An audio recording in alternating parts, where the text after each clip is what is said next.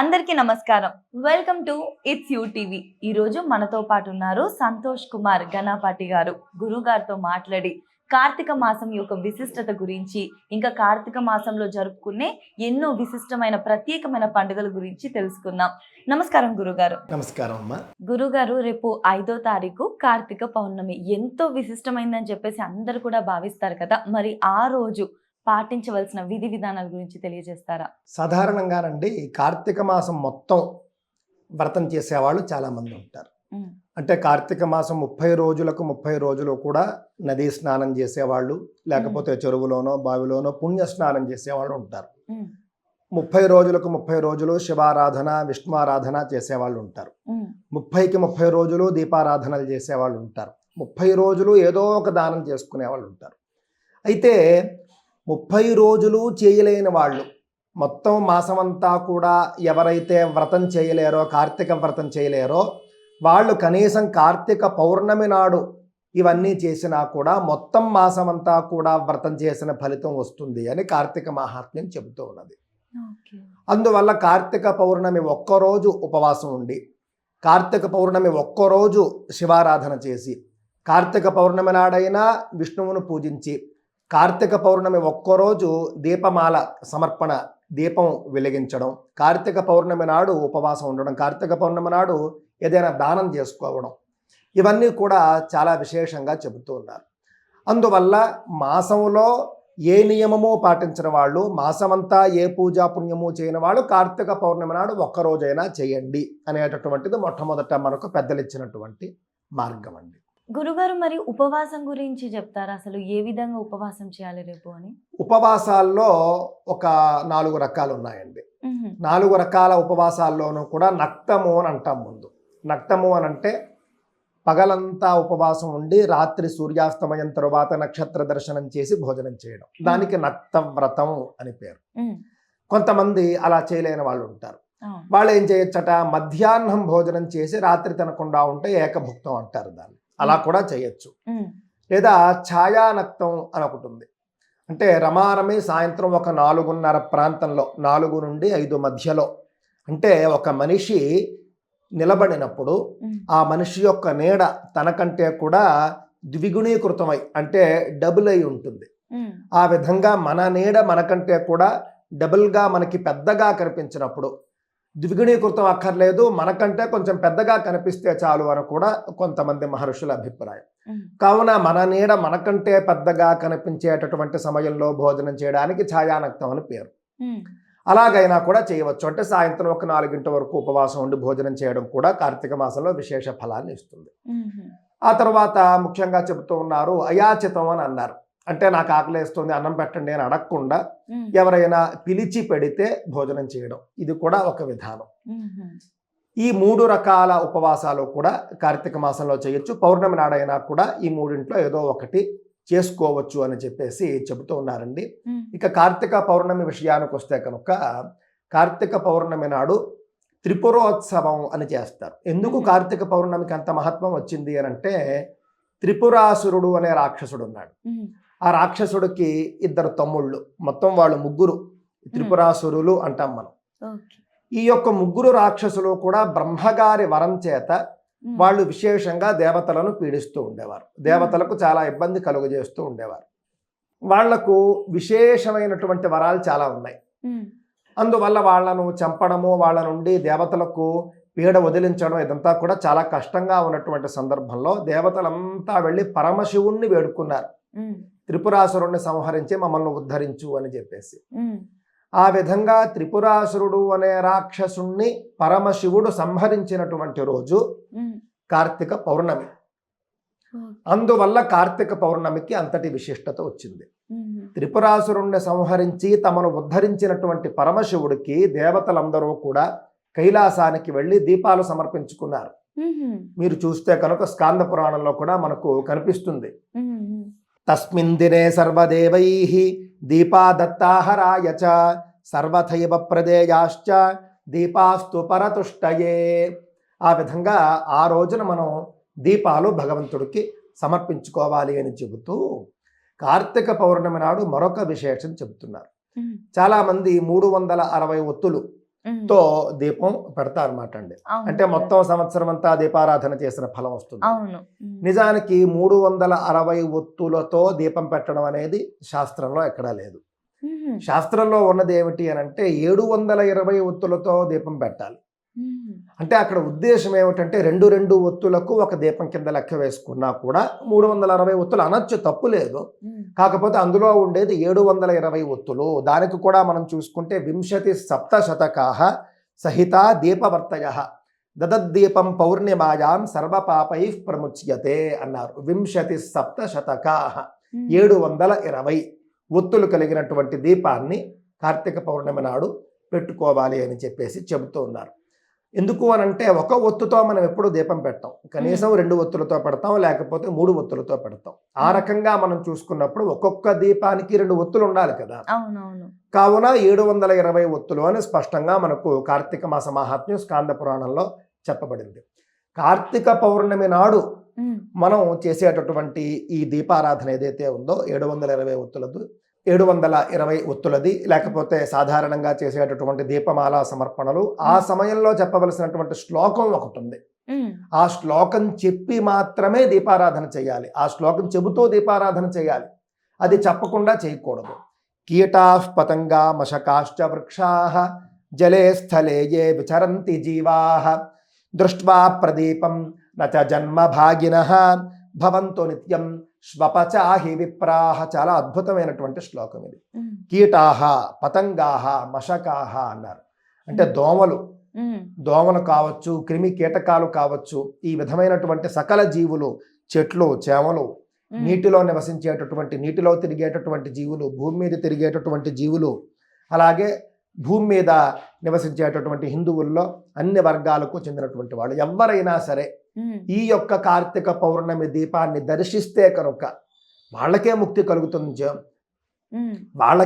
కలుగుతుంది అని చెప్పేసి చెబుతూ ఉన్నారు అన్నమాట. అందువల్ల కార్తీక పౌర్ణమి నాడు పెట్టేటటువంటి దీపం అనేది అందరి కోసం, మన కోసం మాత్రమే కాదు, కేవలం తన కోసం తాను పెట్టుకునే దీపం కాదు ఇది. సకల జీవరాశి కూడా బాగుండాలి అని చెప్పేసి కోరుకుంటూ పెట్టుకునే దీపమే కార్తీక దీపం, కార్తీక పౌర్ణమి దీపం. గురుగారు, మీరు చాలా చక్కగా చెప్పారు. అందరూ బాగుండాలని కోరుకుంటూ ఆ దీపారాధన చేయాలి అని చెప్పేసి. ఎవరైతే శ్లోకం చదవలేని వారు ఉంటారో మీరు చెప్పిన భావాన్ని మనసులో తలుచుకొనైనా చేసుకోవచ్చు. చాలా మంచి మాట అడిగారు మీరు. శ్లోకం చదవలేనటువంటి వాళ్ళు ఈ విధంగా ఈగలు, దోమలు, క్రిమి కీటకాలు, నీటిలో నివసించే జీవులు, భూమి మీద నివసించే జీవులు, చెట్లు చేమలు, భూమి మీద ఉన్నటువంటి భారత ఖండంలో ఉన్నటువంటి ప్రతి మనిషి కూడా ఈ దీపాన్ని దర్శించి, అంటే ఈ దీపాన్ని అందరూ దర్శించలేరు కాబట్టి అక్కడ ఉన్నటువంటి వాళ్ళు ఈ దీపాన్ని దర్శించినటువంటి వాళ్ళంతా కూడా వాళ్ళు ఏ జీవమైనా సరే తరించాలి అని చెప్పేసి కోరుకుంటూ తప్పక చేసుకోవచ్చు దీపారాధన. ఖచ్చితంగా గురుగారు. ఇంట్లో ఎంతమంది ఉంటే అంతమంది వెలిగించాలి అంటారా? అంటే ఒకరి తరపున మనం చేయొచ్చు? అలా కూడా ఒకళ్ళ తరపున మనం చేయవచ్చు కావలిస్తే. ఇప్పుడు ఇంట్లో నలుగురు ఉన్నారనుకోండి, తల్లి 360 ఒత్తులు పెట్టుకుంటోంది అనుకోండి, 720 ఒత్తులు పెట్టుకుంటోంది అనుకోండి, మిగిలినటువంటి వాళ్ళు కూడా తలొక 720 ఒత్తులు వెలిగిస్తే మంచిదే. లేకపోతే వాళ్ళ పేరు మీద ఈవిడ ఇంకొక అన్ని ఒత్తులది ఈవిడ సిద్ధం చేసుకోవాల్సి ఉంటుంది. నలుగురుంటే 4 720 ఒత్తుల దీపాలు వెలిగించాలి. ఖచ్చితంగా గురుగారు. అన్ని కూడా మనకి బయట రెడీమేడ్ గా దొరుకుతూ ఉంటాయి కదా ఈ ఒత్తులు అంతా కూడా. కొనే ముందు ఒకసారి కన్ఫర్మేషన్ తీసుకుంటే మంచిదంటారు. అది 720 ఒక్కొక్క వత్తు 2 వరుసలు ఉందా లేదా అని చెప్పేసి. అంతేనండి. చిన్న సందేహం గురుగారు, మనం ఈ కార్తీక మాసం అంతా కూడా ఉసిరికాయలు తినకూడదు అని చెప్పేసి చిన్న సందేహం అయితే ఉంటుంది, దాని గురించి చెప్తారా? చాలా మందికి ఉన్నటువంటి అపోహ ఏమిటంటేనండి, కార్తీక మాసంలో ఉసిరికాయ తినకూడదు అని. అనేక కార్తీక పురాణ పుస్తకాల్లో కూడా నేను చూశాను. మొత్తం కార్తీక మాసం 30కి 30 రోజులు ఉసిరికాయ తినకూడదని రాసేస్తున్నారు. ఇది ఎక్కడి నుండి వచ్చిందో తెలియదు. కాకపోతేనండి, సంవత్సరం అంతా కూడా హిందువులకు తులసి చెట్టు ఏ విధంగా పవిత్రమో కార్తీక మాసంలో ఉసిరి చెట్టు అంత పవిత్రం. కార్తీక మాసంలో ఉసిరికాయ అంత పవిత్రం అని చెప్పేసి చెప్పబడింది. కార్తీక మాసంలో ఉసిరికాయలో దీపం పెడతారు. ముఖ్యంగా ఉసిరికాయ తీసుకుని దానిపైన చిన్న ఇది చేసి అందులో కాస్త నెయ్యి ఒత్తో నూనె ఒత్తో పెట్టి దీపారాధన మహావిష్ణువుకి చేస్తారు. ఎందుకు చేస్తారో తెలుసునండి. ఉసిరి దీపం వల్ల 2 ఫలితాలు ఒకేసారి వస్తాయి. ఉసిరికాయను మహావిష్ణువుకు సమర్పించినటువంటి ఫలితం ఒకటి, మహావిష్ణువుకు దీపాన్ని సమర్పించినటువంటి ఫలితం ఒకటి. ఈ రెండూ కూడా ఒకేసారి వస్తాయి ఉసిరి దీపం పెట్టడం వల్ల. అందువల్ల కార్తీక మాసంలో ఉసిరి దీపం కూడా మనం చాలా విశేషం అని చెప్పాలి. ఎందుకంటే మహావిష్ణువుకి ఉసిరికాయలు సమర్పించడం ఉంది కార్తీక మాసంలో. ఉసిరికాయలతో అర్చన చేయాలి.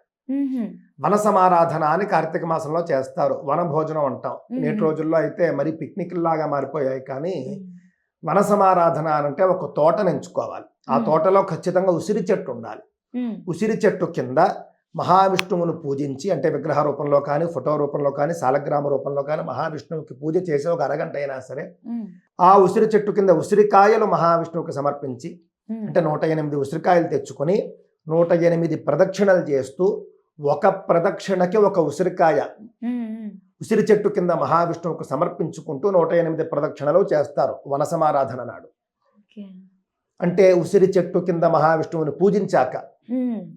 పూజించిన తరువాత 108 ప్రదక్షిణలు, ఆ తర్వాత ఉసిరి చెట్టు కింద కూర్చుని భోజనం చేయాలి. ఇది వన భోజనం చేయవలసినటువంటి విధానం. నేటి రోజుల్లో ఏమైపోయింది, ఏదో ఒక పార్క్ ఎంచుకుంటున్నారు. ఆ పార్కులో ఒక్క భారతీయ చెట్టు ఉండదు, అన్ని పాశ్చాత్య చెట్లు, అన్ని పనికిరాని చెట్లు అన్ని కూడాను. ఆ చెట్ల మధ్య కూర్చుంటారు. ఒక భగవన్ నామస్మరణ ఉండదు, ఒక పురాణ శ్రవణం ఉండదు, ఏమీ ఉండదు. వాళ్ళంతటి వాళ్ళు చేసుకునే పూజలే కదా, ఎవరినైనా పిలిచి చేయించుకోవాలా? అక్కర్లా, ఎవరికి వాళ్ళు చేసుకోవచ్చు పూజ. అదంతా కూడా వదిలేసి కేవలం ఉదయం నుండి సాయంత్రం వరకు ఆడుతూ పాడుతూ గడిపేస్తున్నారు. భగవన్ నామాన్నైనా చెప్పటం లేదు.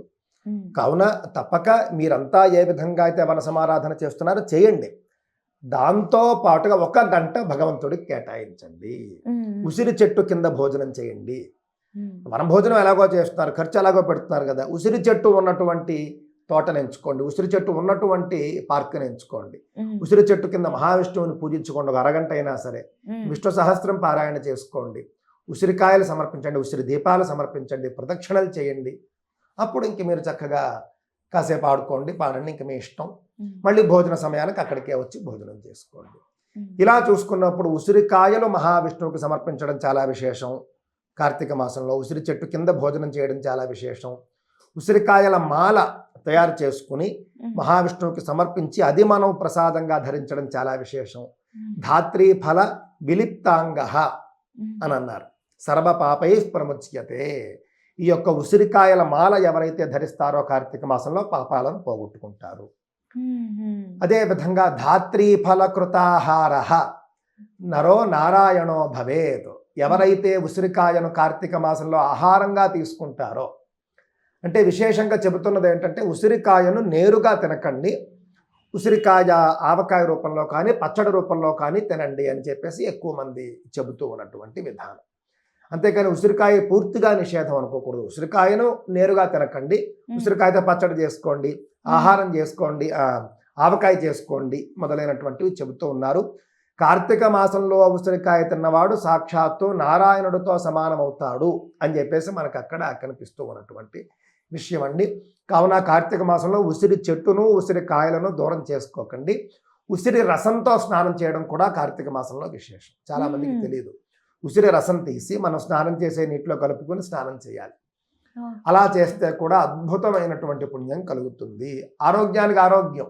అవునవును గురుగారు. ఆయుర్వేదంలో చూసుకుంటే ఉసిరికాయకు చాలా విశిష్టత ఉంటుంది. కార్తీక మాసంలో ఆధ్యాత్మికంగా ఉసిరికాయకు అంతే విశిష్టత. ధాత్రీ వృక్షము అని పేరు ఉసిరి చెట్టుకు. ధాత అంటే బ్రహ్మదేవుడు. సృష్ట్యాదిలో బ్రహ్మదేవుడికి రాగద్వేషాలు లేని సందర్భంలో, అంటే భావోద్వేగాల వల్ల కాకుండా కళ్ళ నుండి ఆయనకు ఒక 2-3 అశ్రు బిందువులు వస్తాయి, 2-3 నీటి బిందువులు వస్తాయి. ఆయన బాధతోనో ఆనందంతోనో వచ్చినవి కావు, సహజంగా వచ్చేస్తాయి. అలాగ ఆ బిందువుల నుండి ఉద్భవించినటువంటిది ఉసిరి చెట్టు. అందువల్ల దానికి ధాత్రీ వృక్షము అని పేరు. కార్తీక మాసంలో మీరు ధాత్రీ వృక్షాన్ని పూజిస్తే సంవత్సరం అంతా ఆ ధాత్రీ వృక్షం దాదీలాగా మనల్ని రక్షిస్తుంది. ఒక దాది ఏ విధంగా అయితే ఇంట్లో బిడ్డను రక్షిస్తుందో ఆ విధంగా రక్షిస్తుంది. కావున ఉసిరి చెట్టును పూజించాలి, ఉసిరి కాయలను సమర్పించాలి, ఉసిరి మాల వేసుకోవాలి, ఉసిరి రసంతో స్నానం చేయాలి, ఉసిరి దీపాలు సమర్పించాలి, ఉసిరి ఆవకాయ కానీ ఉసిరి పచ్చడి కానీ తినాలి. ఖచ్చితంగా గురుగారు, అసలు కార్తీక పౌర్ణమి గురించి, దాని విశిష్టత గురించి చాలా చక్కగా చెప్పారు. అంతేకాకుండా అసలు ఉసిరికాయల యొక్క విశిష్టత ఏంటి, దాని వెనుకున్న కథ ఏంటి అని కూడా చాలా చక్కగా చెప్పారు.